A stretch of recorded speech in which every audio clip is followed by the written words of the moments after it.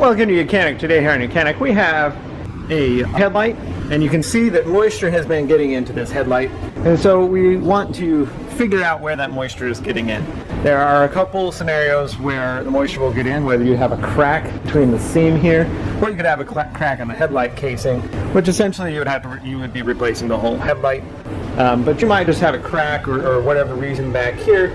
Or your biggest thing you could have done is say you've changed out the headlights. Now this headlight housing, everything in here is all LED, so there's no actual lights to be replaced. But if you did have a headlight that you were replacing, and attached to the car or not, you could have, when you've taken this cap off to replace your headlight, maybe you didn't put it on. Now this is just taped up for I'm going to hook up a smoke machine to be able to find where the leak is, right?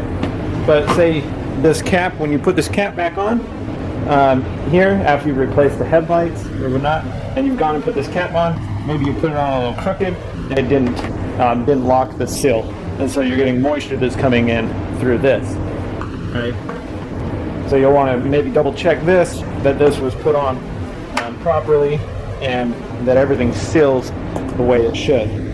And for the purpose of testing this, because we know that this cap, I do have the cap, it was mounted properly, but we are still getting moisture in our light. And I mean, so you're going to get all that moisture in there when you're driving down the road, or the hot and cold temperatures, and nobody wants that moisture in their headlight. So what I have here, and if you have just air, you can do air at low pressure and then just kind of fill around, just like in a car tire or whatever, fill around for the air to come out. Or if you happen to have a smoke machine, which I have just taken that tape and taped off the hole because there's not a big enough plug for it, because that's a pretty big cap. And then I'm going to put this in there. We'll turn on the smoke machine. You'll give it a second, and it's going to start producing the smoke here.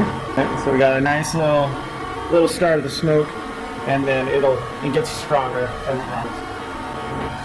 So I have this tape on the back. I have a little slit in there where I can install the smoke machine nozzle there, and then we can see we already have a little bit of smoke coming out right there. So we know that we need to patch that up with some type of glue to stop the smoke from coming out there. And we're just going to give it, I mean, I might smoke this all up, pressure. See, we have a little bit also coming out back here. Now this is the plug, so we're not worried because we'll put the plug on. The plug has some rubber gaskets on it, so it'll do that.